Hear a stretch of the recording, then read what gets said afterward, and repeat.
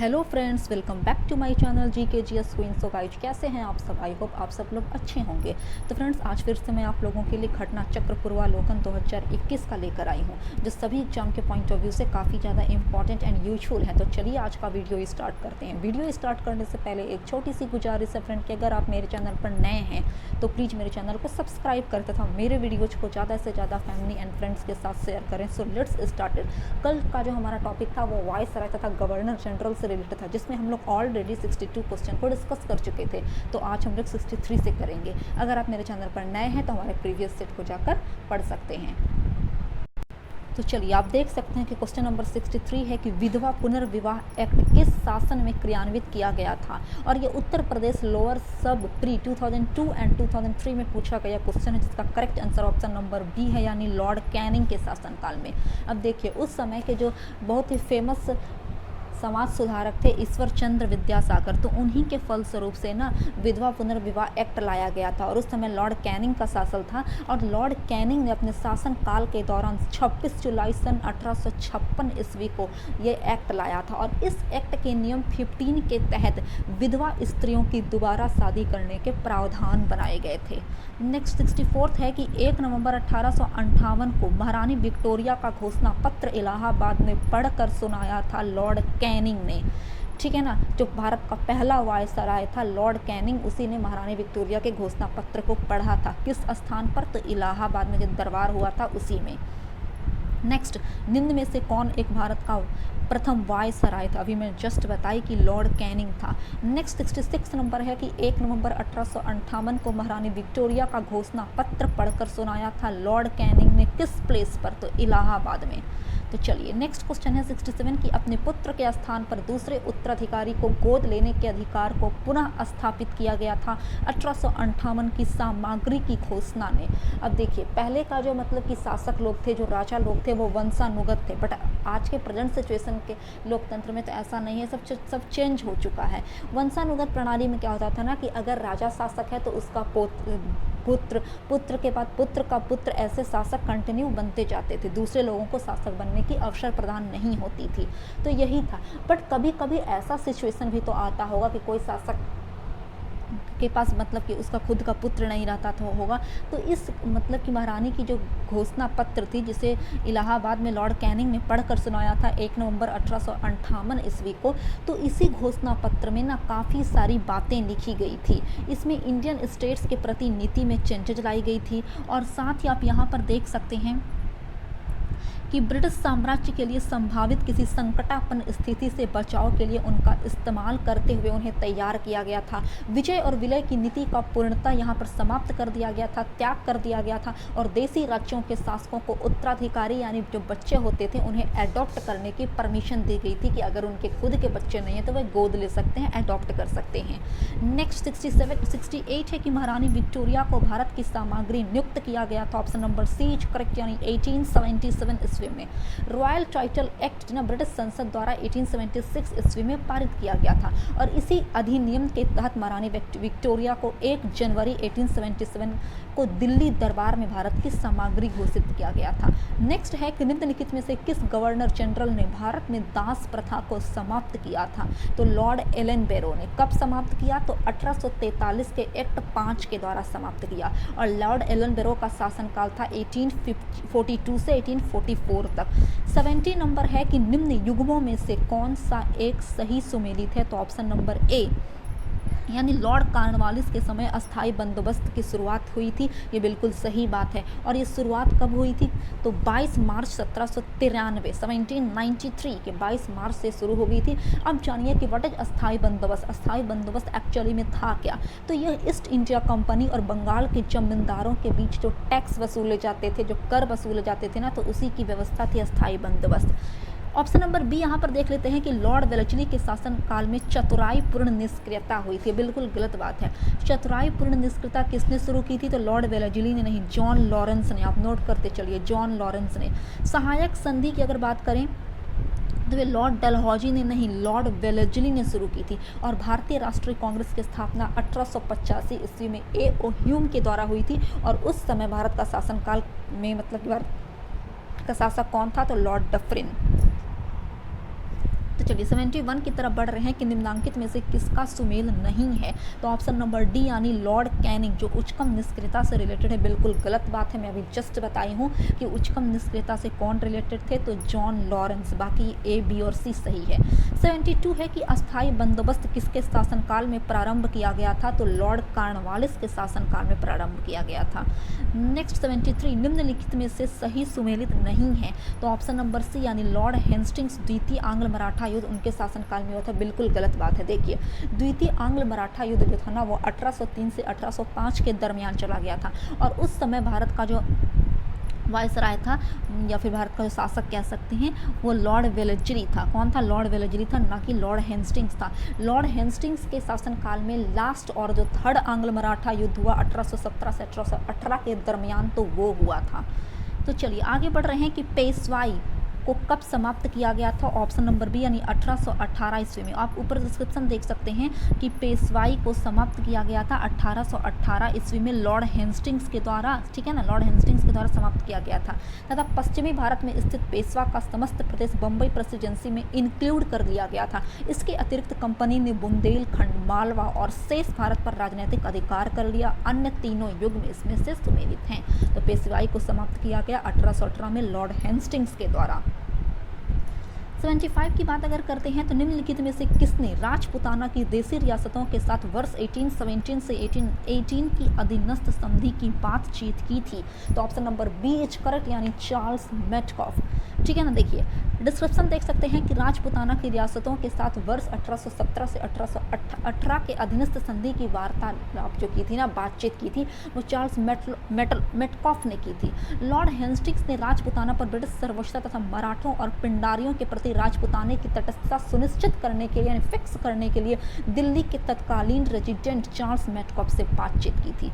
Next है 76 के निम्नलिखित में से कौन सा सही सुमेलित नहीं है, तो ऑप्शन नंबर सी यानी सर जॉन सोर का रिलेशन आंग्ल नेपाल युद्ध से था, वो बिल्कुल गलत है। आंग्ल नेपाल युद्ध की अगर बात करें ना तो वे लॉर्ड हेस्टिंग्स के शासनकाल में हुआ था। किसके शासनकाल में? लॉर्ड हेस्टिंग्स के शासनकाल में। देखिए 1814 ईस्वी में पहला आंग्ल नेपाल युद्ध लड़ा गया जिसमें कोई बहुत ज़्यादा सफलता हासिल नहीं हुई। उसके जस्ट एक साल बाद यानी 1815 ईस्वी में दूसरा आंग्ल नेपाल युद्ध लड़ा गया। तो आप ये भी याद कर लीजिएगा कि पहला और दूसरा आंग्ल नेपाल युद्ध कब लड़ा गया था।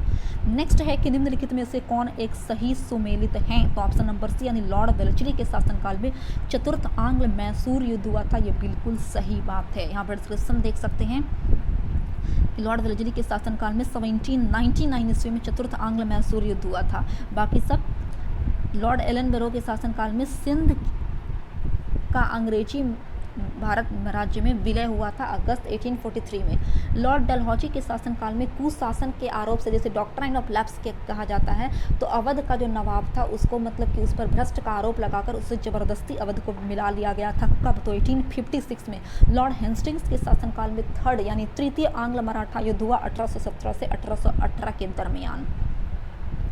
तो चलिए 78 है कि निम्नलिखित में से कौन सा युग्म सही सुमेलित नहीं है, तो लॉर्ड लिटन के शासनकाल में प्रथम आंग्ल अफगान युद्ध की शुरुआत हुई थी। ठीक है ना, तो ये सही सुमेलित नहीं है। देखिए प्रथम आंग्ल अफगान युद्ध जो था वो 1839 से 42 के दरमियान चला, और उस समय भारत का गवर्नर जनरल लॉर्ड लिटन नहीं बल्कि कौन थे, तो ऑकलैंड थे। लॉर्ड लिटन के समय द्वितीय आंग्ल मराठा युद्ध हुआ था जो 1878 से 1880 ईस्वी तक चला था।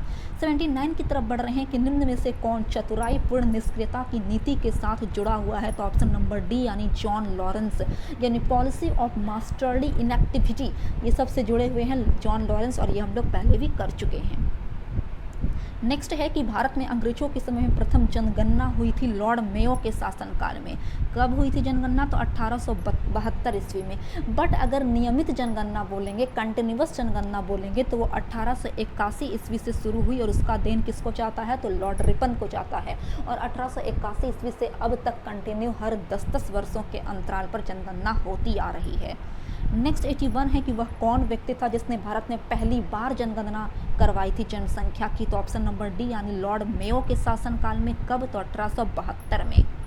नेक्स्ट, किस वायसराय की हत्या अंडमान निकोबार द्वीप समूह में जब वे भ्रमण पर गए थे एक दंडित अपराधी के द्वारा कर दी गई थी। तो देखिए लॉर्ड मेयो जब अपने शासनकाल के दौरान घूमने के लिए गए थे अंडमान निकोबार, तो वहाँ पर उनकी हत्या कर दी गई थी एक कैदी के द्वारा।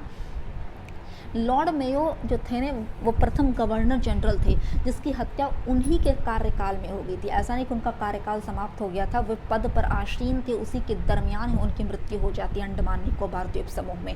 नेक्स्ट है कि किस वायसराय की हत्या उसके कार्यकाल में की गई, तो अभी जस्ट हुआ कि लॉर्ड मेयो। नेक्स्ट, अफगानिस्तान के प्रति एक जोश भरी यानी अग्र फॉरवर्ड नीति का अनुसरण करने वाला गवर्नर जनरल था लॉर्ड लिटन।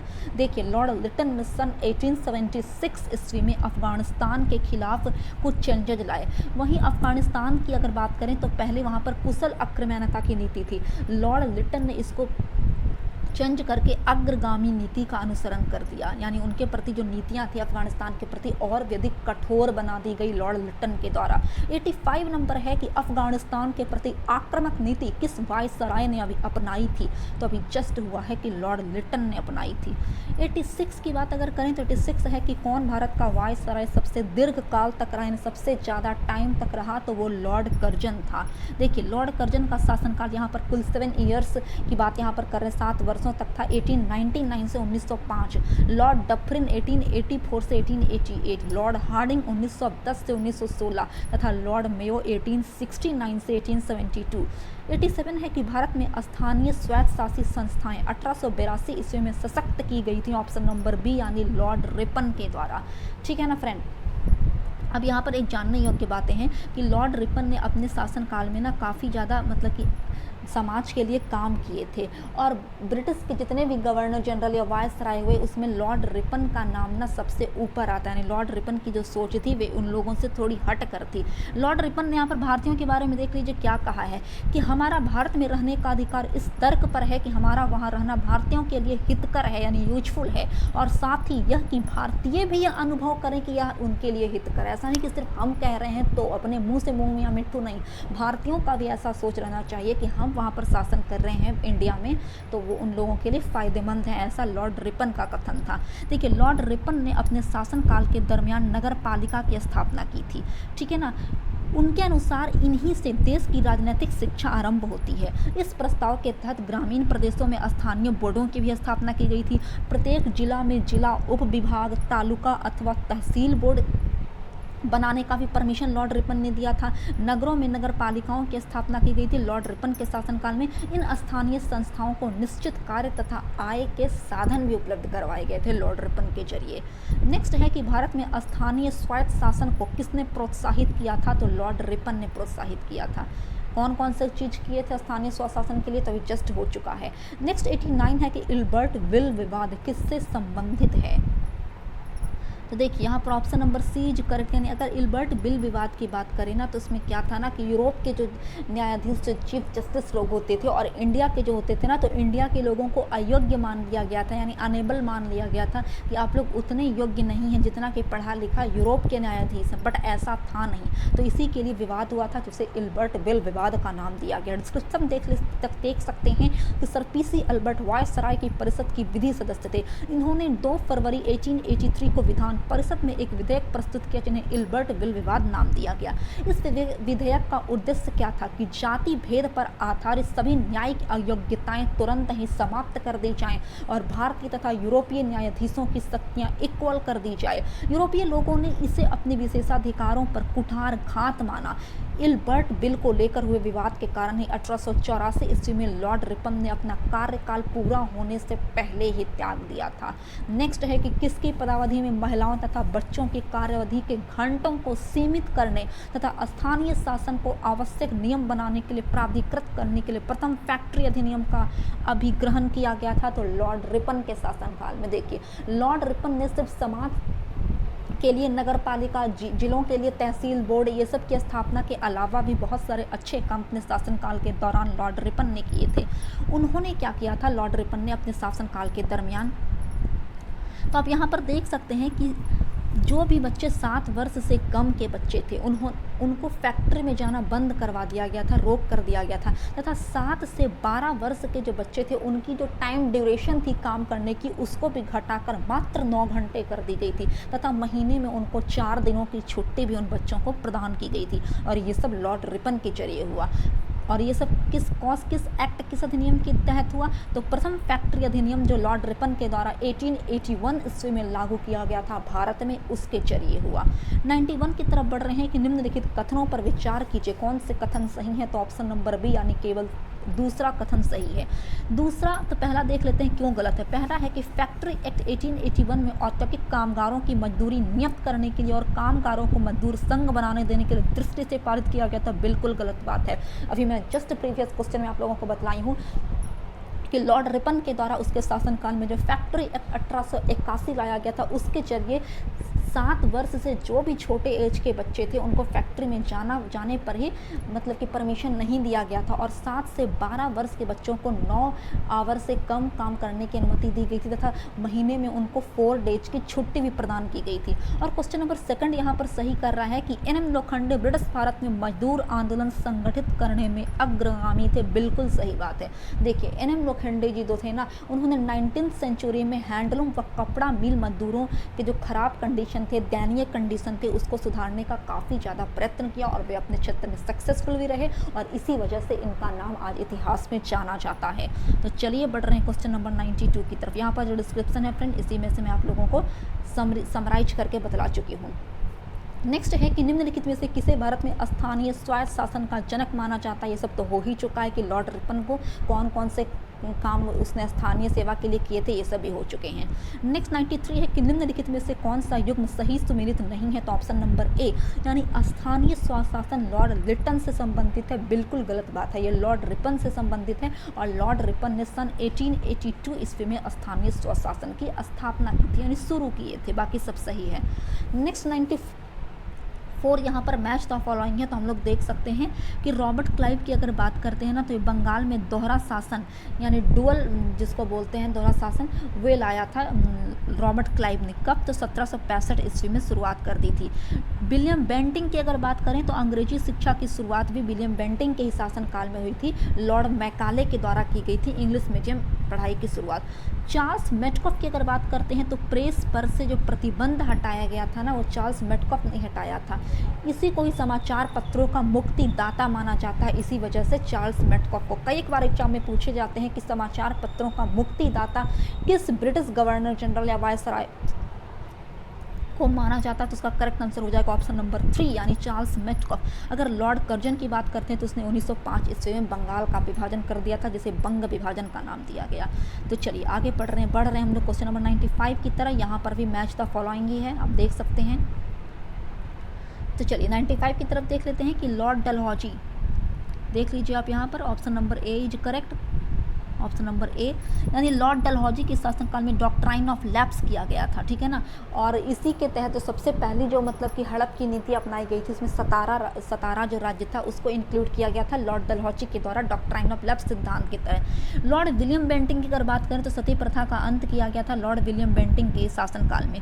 लॉर्ड रिपन ने स्वायत्त शासन की स्थापना की थी, और लॉर्ड कर्जन की अगर बात करते तो उसने 1905 में बंगाल को विभाजित कर दिया था। तो चलिए 96 है कि निम्नलिखित में से कौन सी जोड़ी गवर्नर जनरल और घटना सुमेलित है? तो ऑप्शन नंबर सी यानी सिंध का विलय हुआ था 1843 ईस्वी में लॉर्ड एलनबरो के शासनकाल में। नेक्स्ट, भारतीय पुरातत्व सर्वेक्षण की स्थापना किसके काल में हुई थी? तो लॉर्ड कर्जन के शासनकाल में हुई थी, ठीक है ना। लॉर्ड कर्जन का शासनकाल 1899 से 1905 के तहत रहा, और 1901 के दरमियान लॉर्ड कर्जन ने ASI यानी जिसे भारतीय पुरातत्व सर्वेक्षण कहते हैं, तो इसकी स्थापना की थी। नेक्स्ट 98 है कि भारतीय पुरातत्व सर्वेक्षण की स्थापना हुई थी, ऑप्शन नंबर ए अभी जस्ट हो चुका है लॉर्ड कर्जन के शासनकाल में सन 1901 ईस्वी में। नेक्स्ट, निम्नलिखित में से किसने पुरातत्व सर्वेक्षण विभाग की स्थापना की थी? इसको विवादास्पद क्वेश्चन के घेरे में रख दिया गया है, और ये 2018 के छत्तीसगढ़ PCS प्री में जो एग्जाम कंडक्ट करवाया गया था उसका क्वेश्चन यहाँ पर पूछा गया है 99 में। तो चलिए पढ़ते हैं 99 का डिस्क्रिप्शन। आप यहाँ पर देख सकते हैं कि 1817 ईस्वी में पुरातत्व सर्वेक्षण विभाग बनाया गया था। उस समय जो गवर्नर जनरल था वो अल्फ्रेड मेयो थे, तथा Duke of Argyll Secretary of State थे। अर्गिल के सुझाव पर ही ना यह पुरातत्व विभाग बनाया गया था, और जो ऑप्शन दिए गए हैं ना तो इसमें मेयो ऑप्शन में है ना ही अर्गिल ऑप्शन में है, जिसकी की वजह से छत्तीसगढ़ लोक सेवा आयोग ने इसे विवादास्पद क्वेश्चन के घेरे में डाल दिया है। तो पढ़ रहे हैं 100 की तरफ की प्राचीन स्मारक संरक्षण एक्ट किस गवर्नर जनरल के कार्यकाल में पारित हुआ था? तो लॉर्ड कर्जन के शासनकाल में। देखिए लॉर्ड कर्जन ने 1904 ईस्वी में ना मतलब कि प्राचीन स्मारक संरक्षण एक्ट लाया था, जिसकी वजह से जो पुरानी इमारतें होती थी, ऐतिहासिक इमारतें होती थी, इसका सुरक्षा और देख रेख किया जाता था और इसी की सुरक्षा के लिए उसने अपने शासनकाल में 50,000 पाउंड की धनराशि दी थी।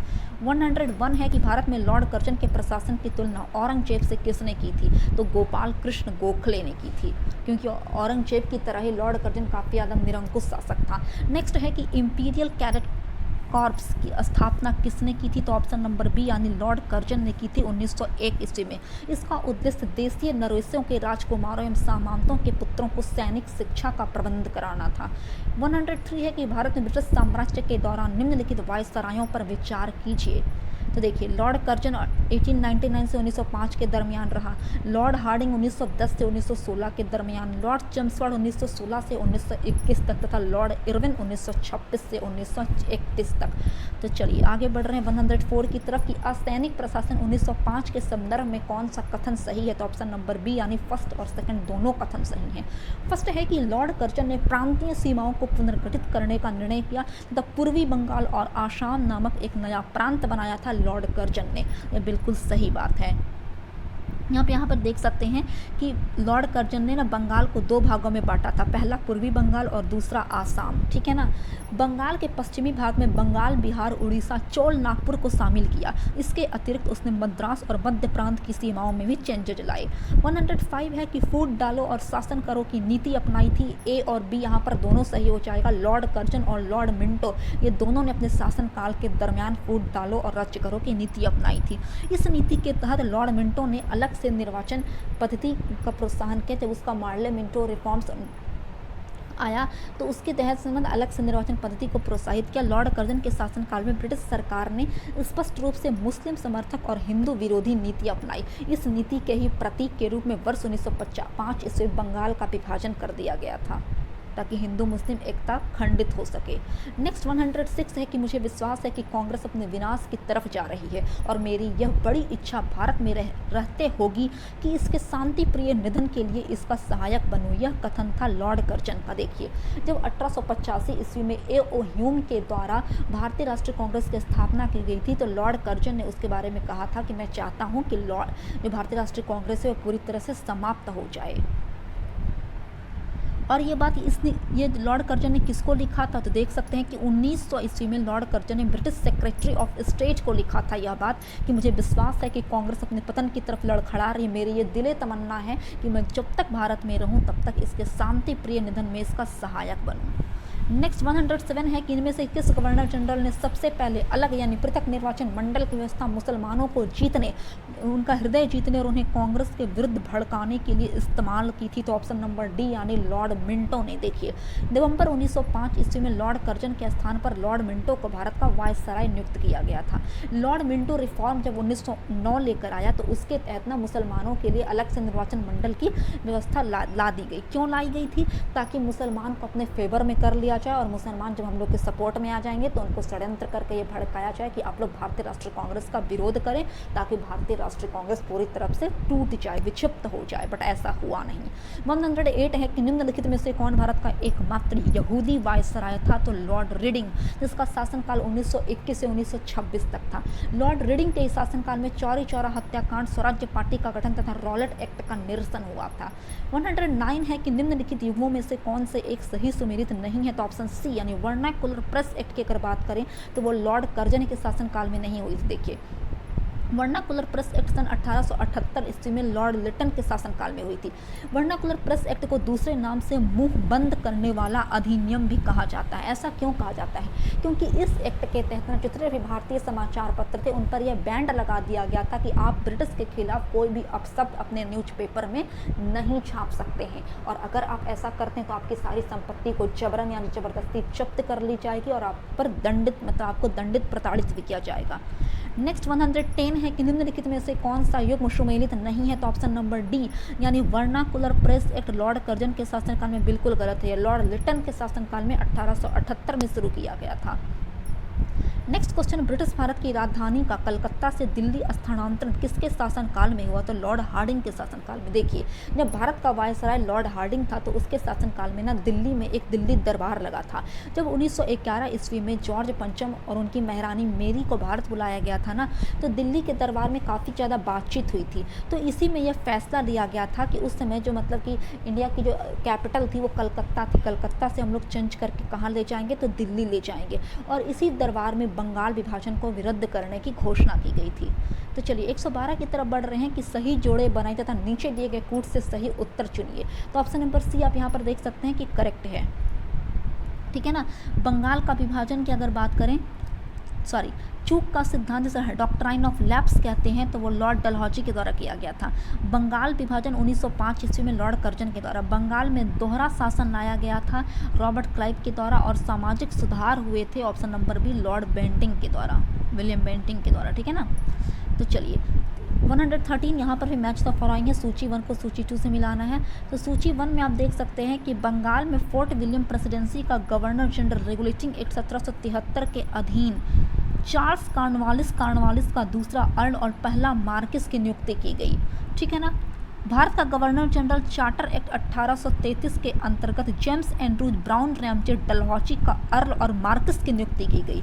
ऑप्शन नंबर सी कि भारत का गवर्नर जनरल और वाइसराय इंडियन काउंसिल एक्ट 1858 के अधीन 4 नंबर यानी गिलबर्ट जॉन इलियट मरे किनेलमांड मिंटो का अर्ल, ये सब की नियुक्ति की गई। और ऑप्शन नंबर डी यहाँ पर देख सकते हैं कि गवर्नर जनरल और सम्राट का प्रतिनिधित्व की अगर बात करें तो ऑप्शन नंबर फर्स्ट यहाँ पर मैच करेगा, यानी आर्कीबाल्ड पर्सिवल वेवेल तथा वाइकाउंट और अर्ल वेवेल की नियुक्ति की गई थी। तो चलिए आगे पढ़ रहे हैं हम लोग क्वेश्चन नंबर 114 की तरफ। यहाँ पर भी मैच द फॉलोइंग आप लोग देख सकते हैं कि ये स्थान दिए गए हैं और कब यह अंग्रेजों द्वारा विलय का वर्ष था। तो संभलपुर आप देख सकते हैं कि संभलपुर को मिलाया गया था 1849 ईस्वी में, और सबसे पहले जो मिलाया गया था वो सतारा को मिलाया गया था 1848 में। अवध को ज़बरदस्ती मिलाया गया, कब मिलाया गया अवध को ज़बरदस्ती? तो 1856 में। और झांसी का विलय हुआ था ब्रिटिश साम्राज्य में 1854 में। तो चलिए आगे बढ़ रहे हैं हम लोग 115 की तरफ कि निम्नलिखित घटनाओं पर विचार कीजिए और उसको कालानुक्रम व्यवस्थित कीजिए। सिक्किम का विलय, पंजाब, झांसी, बर्मा का विलय कब हुआ था ब्रिटिश साम्राज्य में? लॉर्ड डलहौजी के जरिए। तो आप यहाँ पर देख सकते हैं डिस्क्रिप्शन में कि सिक्किम का विलय 1817 में हुआ, पंजाब 1849, झांसी 1853 तथा बर्मा का विलय 1856 में किया गया था। नेक्स्ट 116 है कि निम्नलिखित में से किस वायसराय के कार्यकाल में भारतीयों को राय बहादुर और खान बहादुर उपाधियाँ प्रदान की गई थी? तो ऑप्शन नंबर बी यानी उपयुक्त में से कोई नहीं। और आप देख सकते हैं कि अभी हाल के वर्षों में बीपीएससी प्री 2016 का ये क्वेश्चन पूछा गया है। डिस्क्रिप्शन चेक कर सकते हैं कि 1857 के विद्रोह के समय अंग्रेजों की सहायता करने वाले जो देसी शासक थे, जमींदार वगैरह, जमींदार आदि को अपना विश्वास पात्र बनाने के लिए उनको कुछ उपाधियां दी जाती थी, जैसे राय बहादुर की उपाधि दी जाती थी। साथ ही जमींदारों का जो मतलब कि भूमि अनुदान और ऋण रहता था ना, तो उनको भी माफ़ करने की सुविधाएं चलाई गई थी। इनमें हिंदुओं की जो उपाधि दी जाती थी वो राय बहादुर था तथा मुसलमानों और पारसियों को खान बहादुर की उपाधि दी जाती थी। 1859 एवं 1860 ईस्वी से इन उपाधियों को दिए जाने के प्रमाण मिले हैं। तो इसी वजह से ऑप्शन नंबर ई यहाँ पर करेक्ट हो जाएगा, क्योंकि ये lord Ripon, lord Mayo, lord Lytton तथा लॉर्ड डफरिन के शासनकाल में नहीं हुए थे। 1859 और 1860 ईस्वी से यह उपाधि दिए जाते थे राय बहादुर तथा खान बहादुर के। तो चलिए फ्रेंड, आज के लिए बस इतना ही। कल मिलते हैं एक नए टॉपिक के साथ। तब तक के लिए जय हिंद, जय भारत।